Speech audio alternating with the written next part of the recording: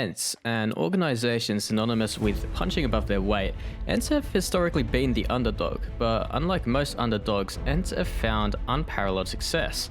From a second place finish at the 2019 Katowice Major, to recently placing top 4 at the PGL Major Antwerp in 2022. What is their secret? Well, most other organizations pour hundreds of thousands to millions of dollars into their CSGO divisions.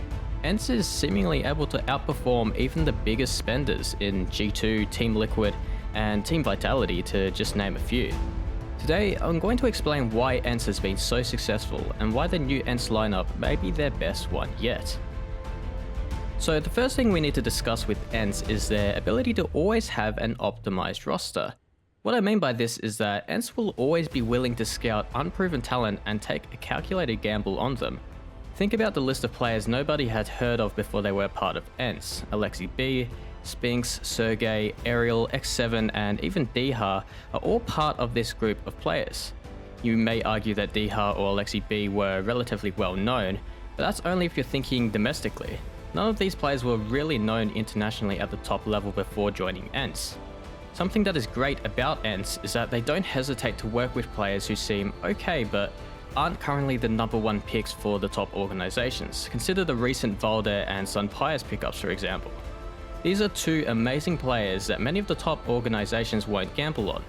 Not to mention how good of a business model this is for the ENCE organization. While they bring a player up and they gain notoriety, ENCE are happy to sell the previously unproven talent when they are proven for a profit. Remember, ENCE doesn't break the bank acquiring these players that they have and paying their salaries, so the Vitalities and G2s of the world can pay a big premium acquiring these players from ENCE. ENCE management is top tier, and Snappy has also mentioned the process of getting new players for ENCE. Snappy and the ENCE coach Saw work together to build a list of players that they would like to work with, and the ENCE management will do what they can to bring those players on board. Snappy, Saw and the ENCE organization all understand that they can't really break the bank, so every option is by nature optimized to be the best potential fit for a role or the best value. When you go for players like this, ENCE know that they can work with them as a team to build up to success. There are no egos, no excuses, just persistence and hard work. So now I'm going to add my thoughts on the new ENCE roster. Obviously, losing Spinks is a pretty major blow to the team, but also an understandable move in almost every regard, really. Spinks was a perfect example of a gamble paying off for ENCE, but I really love what ENCE did after knowing that they would be losing their star rifler. First of all, they are bringing in SunPayus to replace Hades as the AWPer. Now, this is actually an incredible upgrade, and I'll explain why. Hades has always been inconsistent and flashy.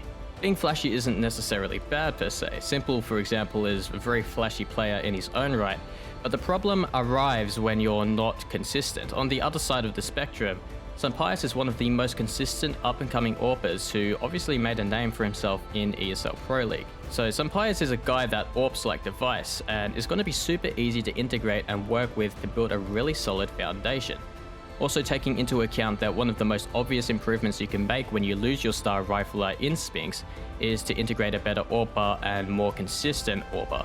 The next player being added is Valde. Now, I do think that Valde is actually a really nice piece to be adding to ENCE overall. He's always going to be a solid support rifle, and he can even have games where he does a lot more than that, with the potential to have some really good fragging. Valde also brings a plethora of experience to the team, which can have a couple of effects.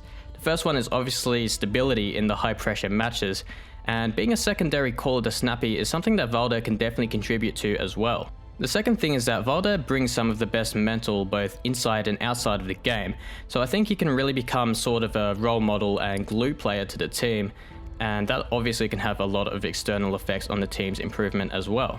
Overall, I think the move is actually a little underrated by most people. The new ENCE team at first may seem like a downgrade from the previous, but when you total in all the improvements that are being made by integrating SunPayus and Valde, it suddenly feels like a really strong and pretty balanced roster overall. I do think that dycha, for example, can be more of a star player, as he was always someone in ENCE who was super underrated in my opinion, mainly due to being overshadowed by Spinks, but when you actually watch his gameplay, he is 100% capable of becoming a star player on this roster, which now has an incredibly solid foundation to work off of. So the new ENCE lineup is actually really good. I think that given a little bit of time, they're going to be pushing into that HLTV top 5 ranking once again, and I think they're going to do a lot of damage. So thanks for watching and peace out.